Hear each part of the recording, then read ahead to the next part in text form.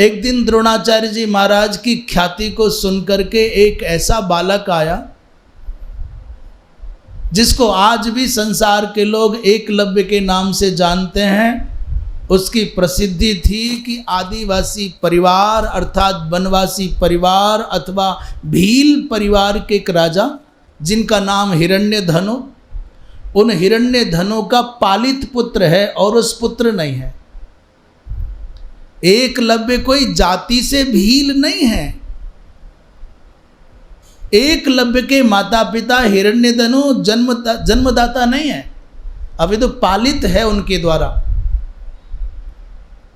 उसने द्रोणाचार्य जी महाराज के चरणों में सिर रख करके प्रणाम किया।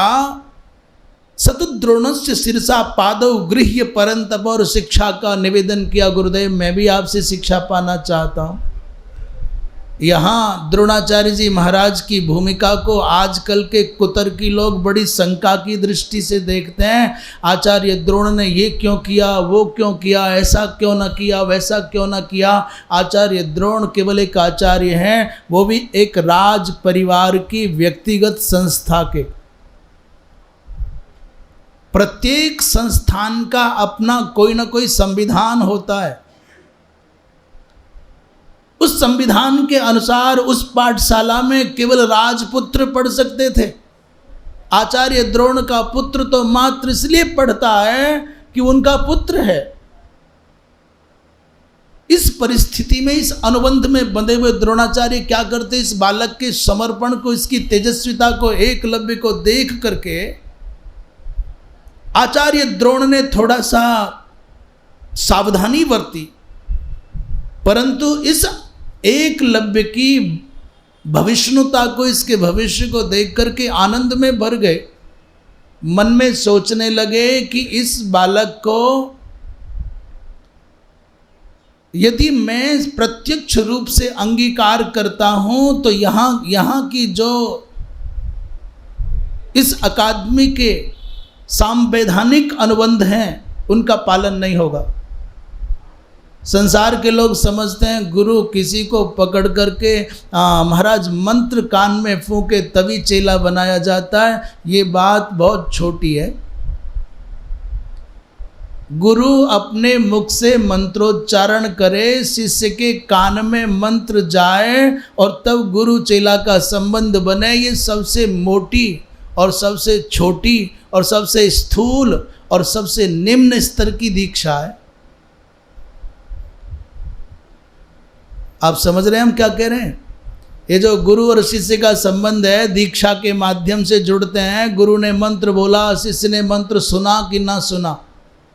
कई बार तो माइक से ही मंत्र फेंक देते हैं ना, लो लूट लो जिसे जो चाहिए। कहते ये सबसे स्थूल दीक्षा है। इससे गहरी दीक्षा, इससे बड़ी दीक्षा क्या? बोले गुरु आपका स्पर्श कर ले, आपका माथा स्पर्श कर ले और फिर अपनी अंतस चेतना का प्रत्यर्पण कर दे। ये दूसरी से ऊंची शिक्षा, ऊंची दीक्षा है।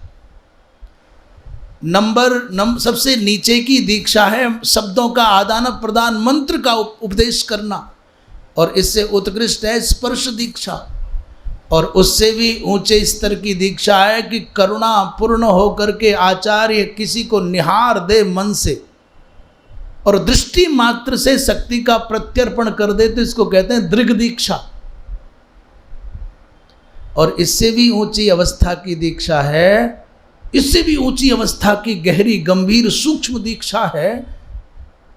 इसमें पात्र हो यदि सामने, अर्थात आचार्य किसी को सत्पात्र मान ले और नेत्र बंद करके महाराज किसी का ध्यान की अवस्था में आचार्य किसी का ध्यान करके शक्ति का प्रत्यर्पण कर दे, शक्तिपात कर दे, तो दूर बैठे हुए शिष्य के अंदर भी अपनी समग्र विद्याओं का प्रकाश फैला सकता है। ये सबसे ऊंची दीक्षा है जिसका नाम है ध्यान दीक्षा।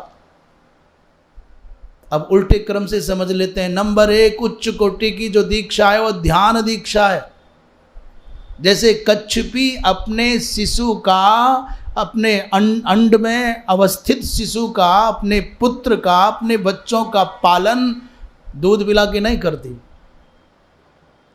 कच्छपी अपने बच्चों का पोषण कैसे करती है? बताओ बताओ कैसे करती है? बोले ध्यान के द्वारा। केवल ध्यान मात्र करती है तो कच्छपी के बच्चों का पोषण हो जाता है। मछली अपने बच्चों का पोषण दूध पिला करके नहीं करती, दृष्टि मात्र से करती है, दृग दीक्षा। और हस्ती आदि अपने शिशुओं का पालन पोषण स्पर्श के स्नेह के द्वारा करते हैं। और सबसे स्थूल जो संबंध है वो है शब्द का, मंत्र का संबंध। इसलिए जो ये समझते हैं कि द्रोणाचार्य ने एकलव्य को कुछ नहीं दिया, उनको कुछ पता नहीं। द्रोणाचार्य जी महाराज ने न जाने ऐसी कौन सी कृपामयी दृष्टि से उस बालक को निहारा कि विद्यालय में प्रवेश तो नहीं मिला, गुरुकुल में उसको आश्रय तो नहीं मिला, पर उस बालक की श्रद्धा देखो, उस बालक का दिव्य भाव देखो। उसने मन में ठाना कि मैंने मुझको गुरु बनाना है, गुरु मानना है तो केवल आचार्य द्रोण को ही मानना है। मुझको इस संसार में कुछ भी सीखना है तो केवल आचार्य द्रोण से सीखना है। इसलिए आचार्य द्रोण की जंगल में जाकर के मिट्टी की एक मूर्ति बनाई। और मूर्तिकार नहीं था, मिट्टी का लौंदा लाया, मिट्टी में मिट्टी का एक आकार बनाया, उसी का भाव से द्रोणाचार्य नाम रखा। अब वो कोई मंत्र जानता है कि अब मूर्ति प्रतिष्ठा करेगा, प्राण प्रतिष्ठा करेगा? उसने प्राण प्रतिष्ठा नहीं की, उसने भाव प्रतिष्ठा की। उसने प्राण प्रतिष्ठा नहीं की, उसने मंत्रोच्चारण नहीं किया, उसने प्रीति की प्रतिष्ठा की, प्रेम प्रतिष्ठा की। आजकल वृंदावन में ये भाव खूब चलता है। बोले प्राण प्रतिष्ठा की आवश्यकता नहीं, यदि आप भगवान से प्रेम करने लगो तो प्रेम प्रतिष्ठा कर दो, भाव प्रतिष्ठा कर दो श्री विग्रह में। वृंदावन विहारी लाल की। महाराज उस एकलव्य ने आचार्य द्रोण की एक मिट्टी की मूर्ति बनाई, आकार बनाया, उसमें भाव प्रतिष्ठा की, उनको गुरुदेव मान लिया और नित्य नियत समय पर अभ्यास करने लगा।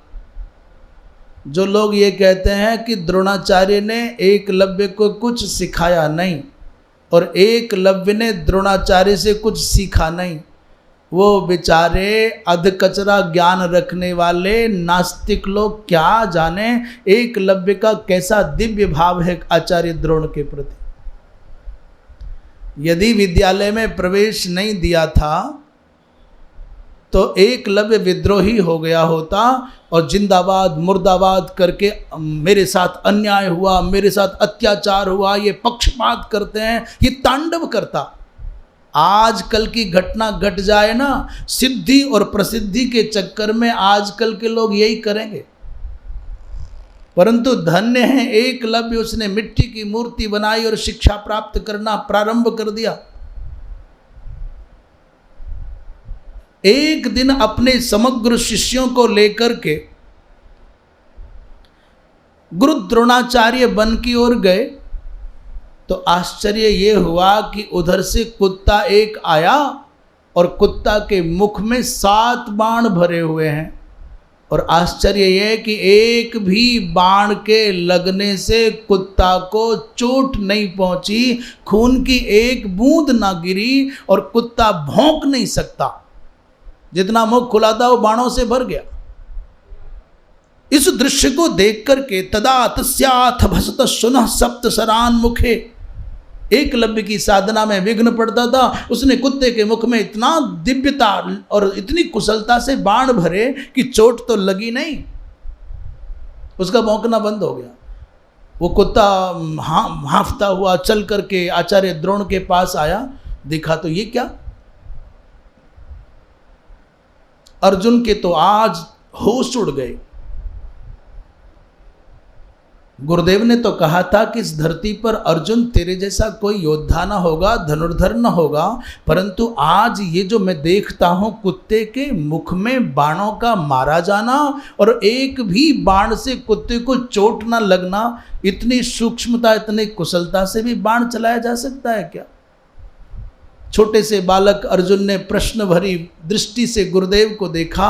गुरुदेव समझ गए अर्जुन की चिंता को और खोजते हुए मुहूर्तमिव चिंतयित्वा, महाराज एक ही क्षण चिंतन किया और वहाँ पहुँच गए जहाँ एकलव्य साधना करता था।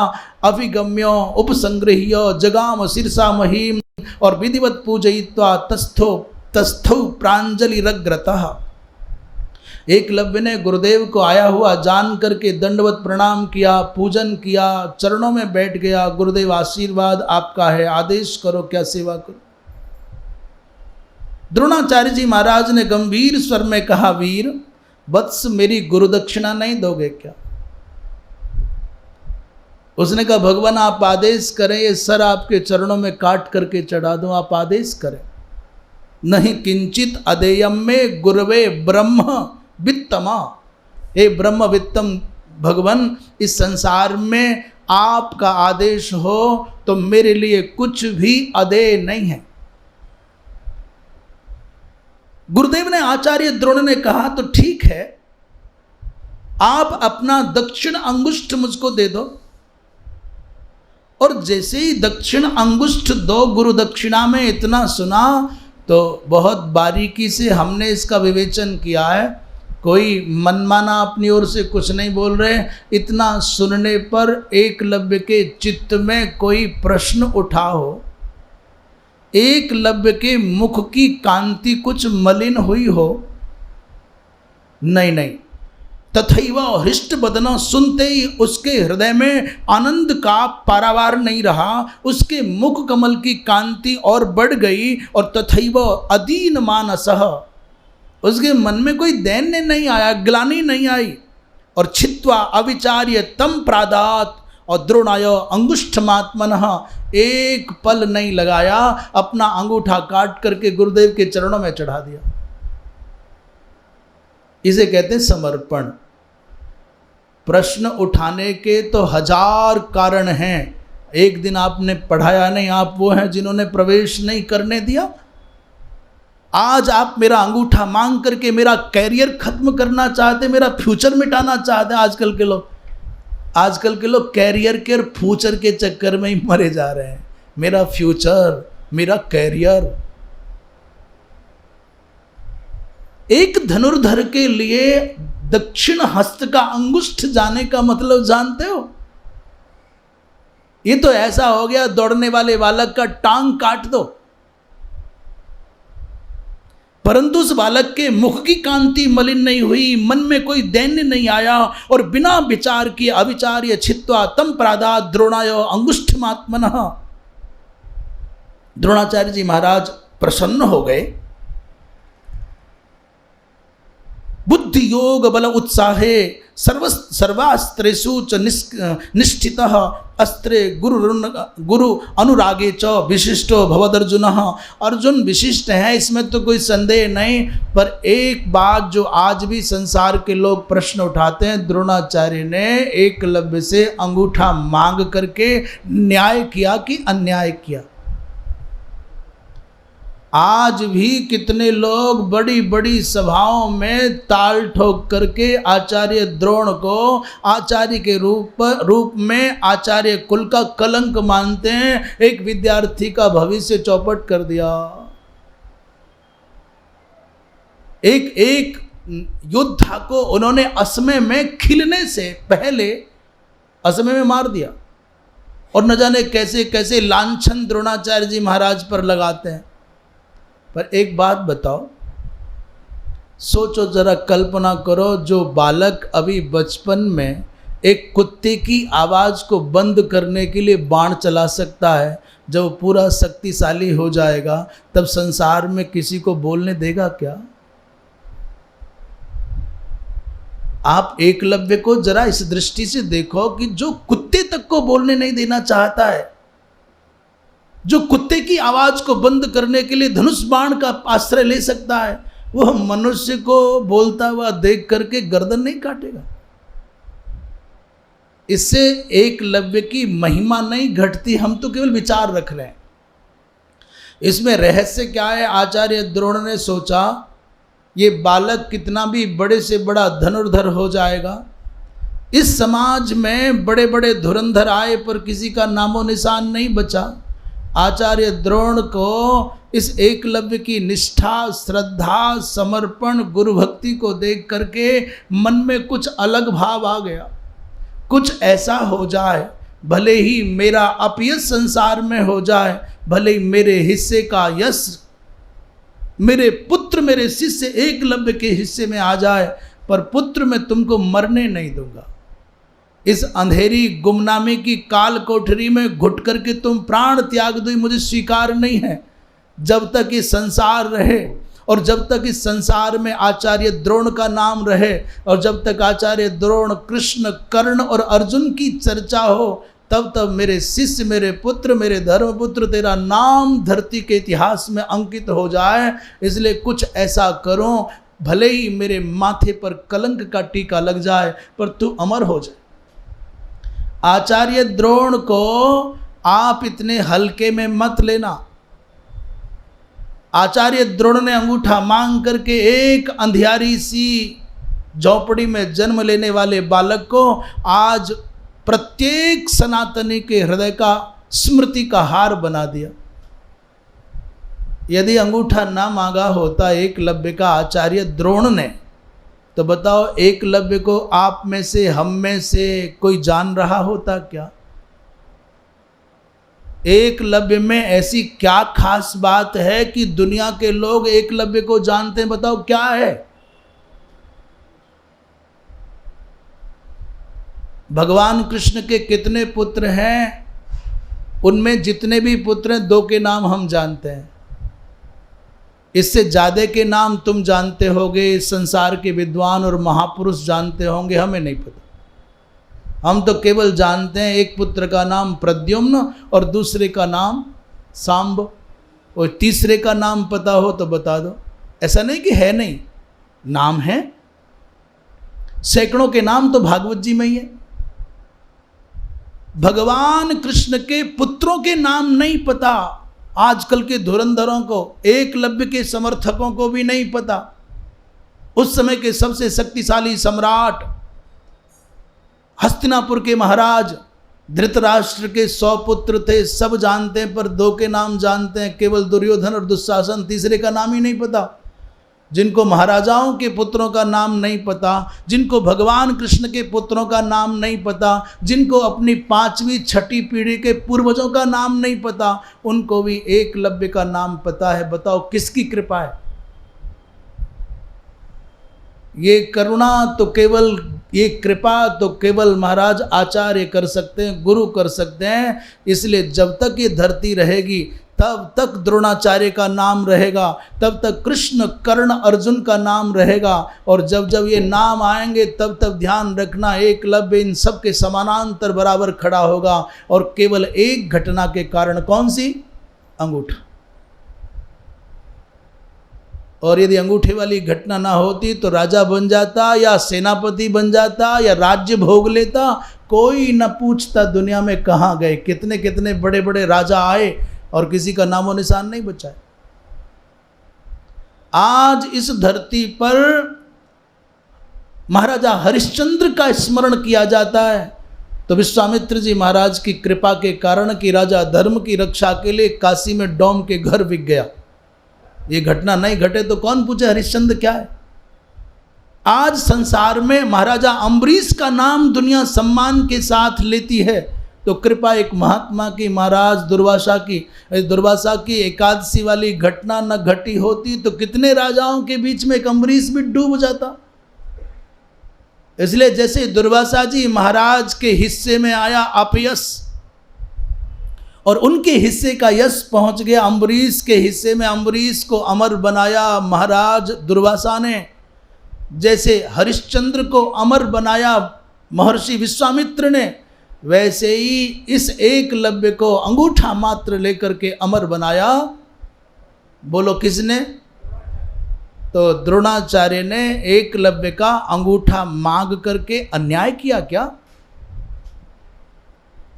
कोई चाहता है कि दुनिया मुझको लांछित करे, मुझ पर कलंक लगाए, मेरा अपमान करे? इसलिए मेरा हृदय तो कोटि कोटि बार द्रोणाचार्य के चरणों में वंदन करने को कहता है। आपने अनजाने से एक बालक को सारी दुनिया की स्मृति का हार बना दिया। हम लोग गुरु समर्पण की, गुरु भक्ति की बात आती है तो सबसे पहला नाम एकलव्य का आता है। पितृभक्ति की बात आती है तो सबसे पहला नाम श्रवण कुमार का आता है। इसलिए गुरु भक्त के रूप में अमर बनाने वाले, एकलव्य को अमर बनाने वाले गुरु द्रोणाचार्य ने जो व्यवहार किया, देखने में लगता है वो कड़वा है, क्रूर है, कठोर है, पर उस कठोरता के अंदर छिपा हुआ जो कारुण्य है, जो कृपा है, वो समझने की आवश्यकता। और ये बात हम पूरे दावे के साथ, विचार के साथ कह रहे हैं, कोई मनमानी नहीं कह रहे। यदि एकलव्य इस सब व्यवहार से असंतुष्ट, असहमत, अप्रसन्न होता तो महाभारत में क्या किसी भी ग्रंथ में एक जगह तो कहीं लिखा होता कि वो खुश नहीं था।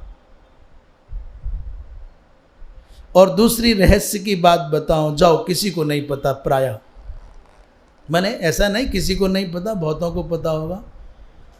हरिवंश पुराण में एक बड़ा विचित्र प्रसंग है कि ये एकलव्य भगवान कृष्ण का चचेरा भाई है।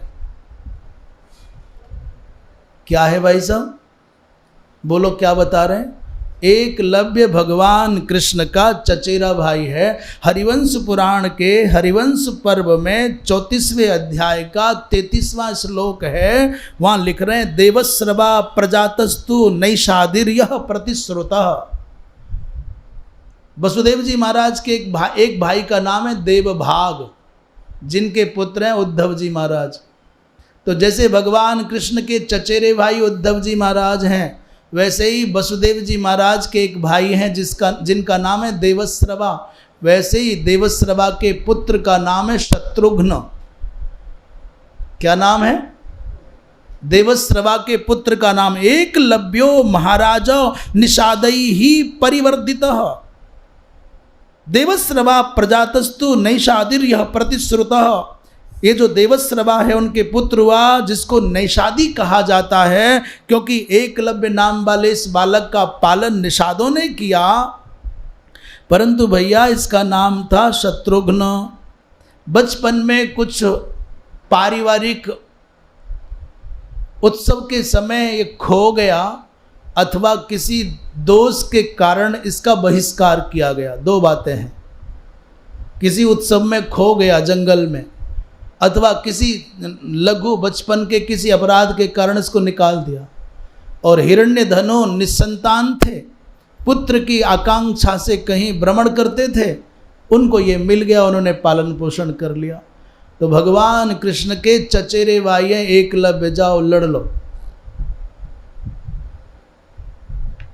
उस एकलव्य के साथ गुरुदेव के व्यवहार को लेकर के जो द्रोणाचार्य पर लांछन लगाते हैं, वो अज्ञान का प्रतीक है।